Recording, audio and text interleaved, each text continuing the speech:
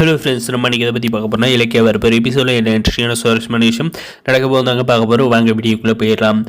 கார்த்திக் பார்த்தீங்கன்னா கடுப்பில் நம்மளுடைய கௌதம் கிட்டே இலக்கிய கிட்டே பார்த்தீங்கன்னா அந்த அஞ்சலி என்னை ஆஃபீஸ் பூந்து மிரட்டிட்டு போகிறான். மரியாதையை என் கூட சேர்ந்து வளர்ப்பாரு, இல்லைனா உன்னை சும்மா விட மாட்டேன், கொன்றுவோம் அப்படின்ற மாதிரி மிரட்டிட்டு போகிறான் அண்ணா அப்படின்ற மாதிரி சொன்னது பார்த்தீங்கன்னா உன் கை நான் பூ பறிச்சிட்டு இருந்துச்சு. அவளை அங்கேருந்து போலீஸ் கையில் பிடிச்சி தரது இல்லை, ஆஃபீஸை விட்டு கழுத்தை பிடிச்சி வெளியே தள்ள வேண்டியதானே. அந்த இடத்துல எனக்கு கால் பண்ணியிருந்தேன், அவளை அந்த இடத்துல உண்டு இல்லாத பண்ணியிருப்பேன் அப்படின்ற மாதிரி சொன்னது பார்த்தீங்கன்னா எனக்கு அந்த நேரத்தில் என்ன பண்ணுறதுன்னு தெரியலனே.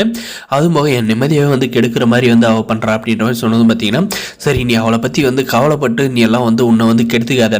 அவள் உன்னை மிரட்டுறானா, நீ அதுக்கு தகுந்த மாதிரி நடந்துக்கும்.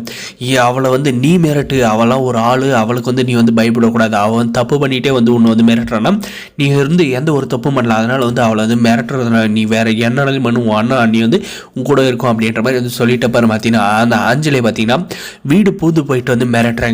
அஞ்சலி என்னை ஆஃபீஸில் மிரட்டின மாதிரி இல்லை, இதுக்கு மேலே என்னை மிரட்டணும், என்னை பார்க்கணும்னு நினச்சேன்னு உன்னை கொண்டு போட்டுரும், என் வழியில் குறுக்க வந்தேன் அவ்வளோதான் அப்படின்ற மாதிரி பார்த்தீங்கன்னா பயங்கரமாக மிரட்டி விட்டுறாருங்க. இதுக்கப்புறம் பார்த்தீங்கன்னா நம்ம வசந்த் கால் பண்ணி அக்கா இப்படி தான் கார்த்திக் மாமா வீட்டுக்கு வந்தார், அந்த அஞ்சலியை சும்மா மிரட்டில் பார்த்தீங்கன்னா அவங்களுக்கு கதி கலங்க போச்சு.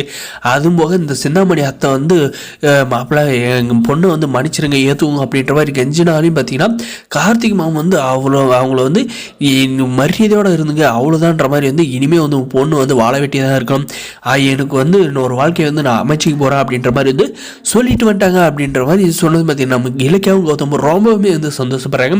அதுக்கப்புறம் பார்த்தீங்கன்னா நம்முடைய அஞ்சலி கேட்டு சிந்தாமணிக்கு என்ன கேட்குறேன்னா, என்னாச்சு அஞ்சலி, எதுக்காக மாப்பிள்ளை இப்படி கோவப்பட்டு போகிறாரு அப்படின்ற மாதிரி கேட்டது பார்த்தீங்கன்னா நான் வேறு ஒன்றும் இல்லை, எனக்கு இருந்த எல்லா வழியும் இந்த இலக்கிய அடிச்சிட்டா, அதனால் எனக்கு வேறு வழி தெரியல, கார்த்திகோட சேர்ந்து வாழ்ந்தே ஆகணும் அப்படின்ற ஒரு கட்டாயத்தில் இருக்கேன், அப்போ தான் பணக்கார வாழ்க்கையை என்னால் வாழ முடியும் அப்படின்ற மாதிரி நான் நினச்சேன். அதனால தான் கார்த்தியை டேரெக்டாக ஆஃபீஸ்க்கு போனால் விட மாட்டாங்கன்ட்டு மூஞ்சுக்கெல்லாம் கவர் பண்ணிக்கிட்டு ஆஃபீஸ்க்குள்ளே போயிட்டு கார்த்தியை என் கூட சேர்ந்து வாழ சொன்னோம், அப்படி இல்லைனா கொன்னுடுவோம் அப்படின்ற மாதிரி மிரட்டிட்டு அதுக்கு தான் பதிலுக்கு என்ன இப்போ மிரட்டிட்டு போகிறான் அப்படின்ற மாதிரி சொல்கிறாங்க.